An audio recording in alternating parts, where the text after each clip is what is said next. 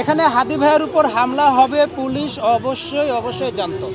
যারা বাংলাদেশ থেকে ছাত্রলীগ, যুবলীগের, আওয়ামী লীগের যারা ভারতে গিয়েছিল তারা বুঝতে পারছিল যে শেখ হাসিনার চট করে ঢুকে যেতে পারবে না। আমার কাছে নির্বাচন বানচালের কী ষড়যন্ত্র হতে পারে এই বিষয়ের তথ্য আছে, কাকে কাকে টার্গেট করা হতে পারে এই বিষয়ের তথ্যগুলো আছে।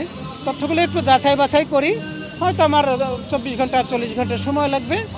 আমি এগুলো আপনাদের সামনে ইনশাল্লাহ প্রচার করে দেবো যদি আমি বেঁচে থাকি ইনশাল্লাহ। একটা কথা বাড়ছে যে না, তাদের ফোর্স পাঠাচ্ছে না। এটা বা এই পরিকল্পনাটা করা হয়েছিল আরও 1 বছর আগে।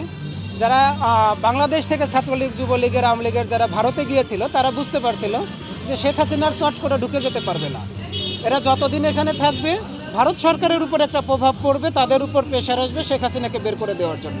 আর শেখ হাসিনা আন্তর্জাতিকভাবে এমনভাবে মারা খাইছে ডক্টর মোহাম্মদ ইউনূসের মেধার কাছে যে উনি আন্তর্জাতিকভাবে কোথাও আর পা দাঁড় করাইতে পারবে না, শক্ত হয়ে দাঁড়াতে পারবে না।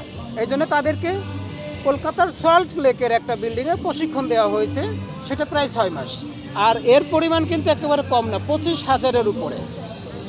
তারা এখনের এই সময়ে নির্বাচনের 15 দিন আগে থেকেই তারা বাংলাদেশে ঢোকা শুরু করছে বেনাপোলের সীমান্ত দিয়ে, এবং তারা এখন পর্যন্ত গোপালগঞ্জের সাবেক ডিআইজি মিজানুর রহমান, যাকে খুলনার ভূমিদস্যু বলা হতো, ওনার একটা রাইস মিল আছে, সেটা হচ্ছে টুঙ্গিপাড়াতে।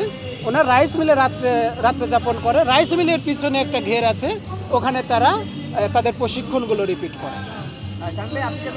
নির্বাচন বানচাল করার জন্য ভারতে মিনিমাম 25,000 প্রশিক্ষণ দেওয়া হয়েছে। ভারতেও না, এরা আওয়ামী লীগ ছাত্রলীগেরই, কিন্তু ভারতে বসে প্রশিক্ষণ দেওয়া হয়েছে। আপনি যদি বিভিন্ন তথ্য না, প্রশাসন তো আসলে গ্রেপ্তার করতে পারবে না, কারণ প্রশাসন গ্রেপ্তার করতে চায় না। আপনারা যদি আরও বেশি একটু প্রেশার দেন, আমরা যদি আরও বেশি প্রেশার দেই, ওনারা কী করবে? সোশ্যাল মিডিয়ায় কার ছবিটা ভাইরাল হয়েছে, ওই ভাইরাল ছবির ব্যক্তিকে গ্রেপ্তার করে আমাদেরকে একটু বুঝ দিয়ে দিবে যে হ্যাঁ আমরা গ্রেপ্তার করে ফেলছি। যদি গ্রেপ্তার করার সামর্থ্যই থাকতো, ডক্টর মোহাম্মদ ইউনূস সাহেব বলার পরেও গ্রেপ্তার হচ্ছে না। আর কে বললে গ্রেপ্তার হবে আমাকে একটু বলেন তো, কে বললে গ্রেপ্তার হবে? ডোনাল্ড ট্রাম্প বলতে হবে, আসমান থেকে ওহি আসতে হবে? বলেন। তার মানে বোঝা গেল গ্রেপ্তার করতে চায় না। এটা রয়ের একেবারে সাজানো গোছানো একটা হামলা।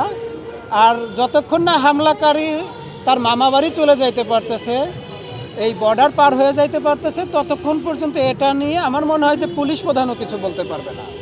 এদের আদেশ কে দেয়? আইন শৃঙ্খলাকারী রক্ষাকারী বাহিনীকে কে আদেশ দেয়? কার কাছ থেকে আদেশ নেয়? আমাদের স্বরাষ্ট্র উপদেষ্টা গত 2 বছরে কি করলেন, আসলেই কি করলেন আইন শৃঙ্খলার উন্নতি করার জন্য, এটা আমার মাথায় নেই। হয়তো উনিও বলতে পারবেন না, কারণ উনিও হয়তো আর একজনের আদেশে চলেন।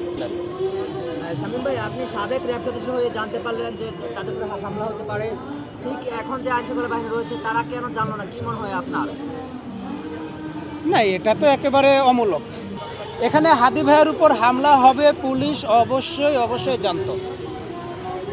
পুলিশ জানতোই, কারণ আওয়ামী লীগের একটা কর্মসূচি ঘোষণা করা হয়েছে। হাদি ভাই আমাদের সম্মুখ সারির, আপনাদের মিডিয়ার সামনে থাকার একজন মানুষ। উনি কত বড় রাজনীতিবিদ সেটা হয়তো দিনে দিনে সবার সামনে পরিষ্কার হয়ে যেত, কিন্তু উনি তো একেবারে সম্মুখ সারির একজন যোদ্ধা। পুলিশকে ইচ্ছে করলেই পারতো না 2-4 জন সিভিলে পুলিশ দিয়ে তাকে একটু অ্যালার্ট করার জন্য, তাকে নজরে রাখার জন্য এই হামলাটা পুলিশ করার সুযোগ করে দিল।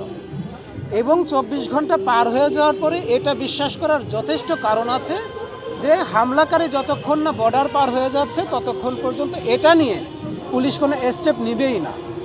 শেষ পর্যন্ত কি হবে, ওই দেখা যাবে যে এই বিষয়ে কিছু জানেই না এরকম একটা সাসপেক্টকে একটা নাটক সাজিয়ে আমাদের সামনে নিয়ে আসা হবে, অথবা ওই ব্যক্তিদের ভিতর কাউকে একজন মৃত করে। আমরা চাচ্ছি যে যদি হামলাকারীকে গ্রেপ্তার করাই হয়, একটু সময় যদি লাগে, যেন জীবিত গ্রেপ্তার করা হয়। আমরা জানতে চাচ্ছি এর পিছনে কে আছে, এর পিছনে শক্তিটা কে আছে, সেটা আমরা জানতে চাচ্ছি। আমাদের সামনে কোনোভাবে কোনো নাটক সাজানো চলবে না। পুলিশ জানতো, আপনি যে প্রশ্ন করলেন পুলিশ অবশ্যই জানে। পুলিশ তাকে সেভ করতে পারতো, পুলিশ এটা ইচ্ছে করে নাই। কারণ পুলিশের ভিতর যেসব ফ্যাসিস্টের দোসর আছে, এরা চায় যে সামনের সারির যারা আছে জুলাইয়ের, এদের কণ্ঠটা স্তব্ধ করে দিতে, এদেরকে মেরে ফেলতে।